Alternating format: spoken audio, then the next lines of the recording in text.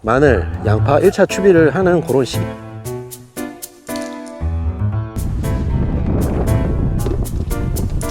어쨌든 가장 중요한 거는 자, 이렇게 추비를 하시고 난 다음에는 꼭 관수를 해 주셔야 된다는 거.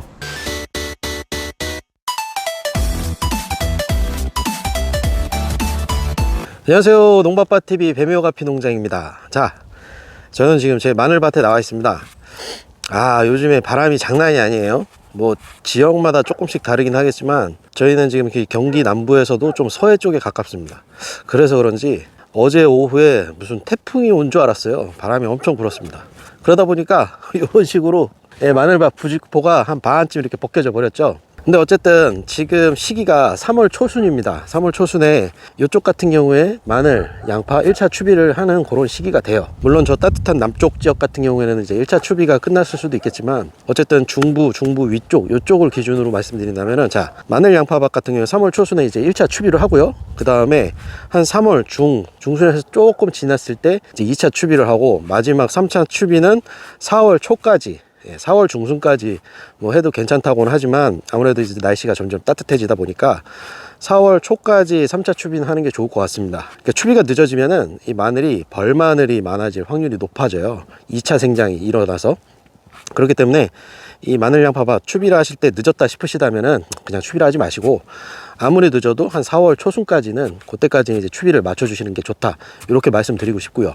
자, 그런데 이 추비에서 가장 중요한 거는 수분입니다. 수분. 그래서 비가 오기 전에 추비를 해주는 게 가장 좋죠. 근데 마늘 양파 추비해주는 그 딱 적절한 시기가 있는데, 요때 비가 오지 않는다면 이게 참 난감한 일이죠. 그래서 보통 대단위로 이제 농사 짓는 분들은 뭐 이제 그걸 대비해서 스프링쿨러나 이런 것들을 이제 준비해 놓고 그 추비를 하고 바로 이제 관수를 하고 이렇게 하십니다. 그리고 이제 뭐 집에 조그맣게 텃밭을 하는 경우에는 뭐 물조리기나 뭐 이런 거 가지고 이제 물을 떠다가 추비를 하고 주면 되겠죠. 근데 좀 애매한 경우가 있습니다. 물을 떠다가 하기에는 좀 넓고, 그렇다고 안 하자니 좀 뭐랄까 힘들고. 그래서 만약 물만 구할 수 있다면은 뭐 요 정도, 뭐 한 30평 50평 뭐 많게는 한 100평 정도까지 마늘밭 정도는 물만 보유할 수 있다면 뭐 전기가 없이도 분수호수라는 게 있어요. 요걸 가지고 관수를 할 수 있는, 요걸 제가 사실은 작년에 그 고추밭 관수법 하면서 보여드린 적이 있습니다. 전기선이 직접 없다 하더라도 배터리를 가지고 펌프를 돌려서 이제 분수호수, 그렇게 넓지 않은 면적은 분수호수 가지고 관수를 할 수 있는 요런 걸 한번 보여드린 적이 있었는데, 요렇게 한번 활용해 보시는 것도 좋을 것 같아요. 올해는 확실히 날이 추웠던 게 마늘이 그렇게 많이 자라지 못했습니다. 작년 같았으면은 요 시기에 한 이쯤은 자랐었거든요. 한 사이즈는 한 절반 정도밖에 이렇게 되진 않는데, 아무래도 날씨가 춥다 보니까 그런 것 같습니다. 자, 이쪽이 육종 마늘이고 이쪽이 홍산 마늘인데, 홍산 마늘 확실히 사이즈가 더 큽니다. 자, 보자. 와우, 마늘 상태 좋네요. 이 간간이 있는 이런 잡초만 싹 제거를 해주고 추비를 하면 될 것 같습니다. 추비 뿌린 다음에 관수시설 살짝 설치해주고 관수를 해주도록 해보겠습니다. 자, 일단 1차 추비를 하도록 하겠습니다. 일단 1차 추비 같은 경우에는 요소 비료 요거 한 가지만 하셔도 되고요. 가장 좋은 거는 이 요소, 질소 성분과 가리, 칼륨 성분 요 두 가지를 같이 해주는 게 좋긴 좋습니다. 가장 편한 건 뭐 NK 비료라고 있어요. 뭐 근데 NK 비료가 없다면 뭐 요소랑 그리고 황산가리 요 두 가지를 섞어서, 비율은 대충 한 2대1 정도 됩니다. 요소 2대 황산가리 1 요쯤 됩니다. 비율은 뭐 NK 비료 같은 경우에는 뭐 100평당 한 10kg 내외, 10kg 안쪽으로 이렇게 하면 될 것 같아요. 그래서 저같이 30평 요쯤 된다 치면은 2-3kg 요쯤이면 될 것 같습니다. 그래서 이렇게 담아 왔고요. 비료 뭐 치는 건 어렵지 않죠. 그냥 이런 식으로 골고루 뿌려주게끔.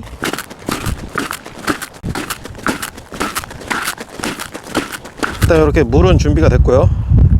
이 상태에서 자, 요 분수호수를 요쪽 라인에 한 줄 깔아주고 요쪽 라인에 한 줄 깔아줄 겁니다. 그래서 이 두 개를 Y자 밸브에서 하나로 연결시켜줘서 하면 편하긴 하겠지만, 일단 재료가 없는 관계로 한쪽 라인 먼저 그냥 연결해서 물 한번 주고요. 그 다음 옮겨서 물 한번 주고 이렇게 하는데, 여기에 필요한 것이 자, 이 펌프, 물 펌프예요. 자, 이렇게 보시면 자, 이거는 DC 12V 짜리입니다. 12V이기 때문에 지금 저기 저 배터리, 저게 그 경차 요런 데 들어가는 배터리인데 이게 12V예요. 여기 연결해서 이거를 돌리는 겁니다. 그럼 시작해 보도록 하겠습니다.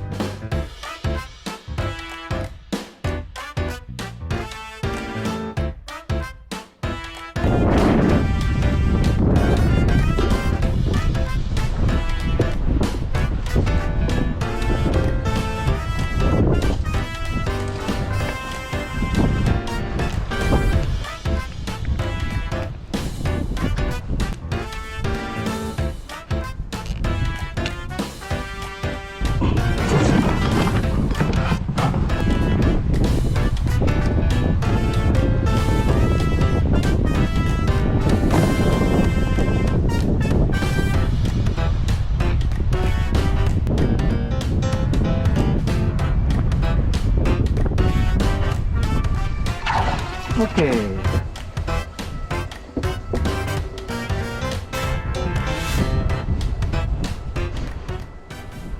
물이 나오는 게 보이시나요?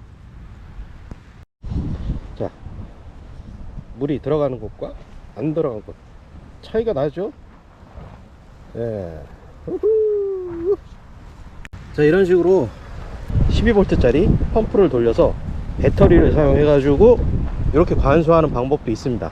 물론 호수가 닿는다면은, 물호수가 닿는다면은 그냥 물호수 가지고 요 분수호수 연결해서 그렇게 하면 간단하고 편하긴 해요. 하지만 만약에 그 물호수가 닿지 않고 아니면 전기도 힘든 뭐 이런 데에서 이제 마늘 농사나 아니면 어떤 농사를 지으실 때 이렇게 대단히 면적이 아니라면, 자, 이런 식으로 해서 관수를 할 수도 있습니다. 이거는 제가 보여드리려고 한 거고요.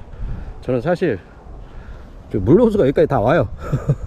그래서 굳이 이렇게 할 필요는 없었지만 어쨌든 이런 방법도 있다, 이렇게 한번 보여드리려고 한번 이렇게 해봤습니다. 어쨌든 가장 중요한 거는, 자, 이렇게 추비를 하시고 난 다음에는 꼭 이렇게 관수를 해 주셔야 된다는 거. 비가 때마침 잘 와주면 좋겠지만 사실 비 오는 시기에 맞춰서 뭐 비료를 할 수는 없죠. 그래서 비료를 할 시기가 됐는데 비가 안 온다면 이렇게 꼭 관수는 해 주시기 바라겠습니다. 자, 그럼 오늘 영상은 여기까지 하겠습니다. 안녕히 계십시오. 구독과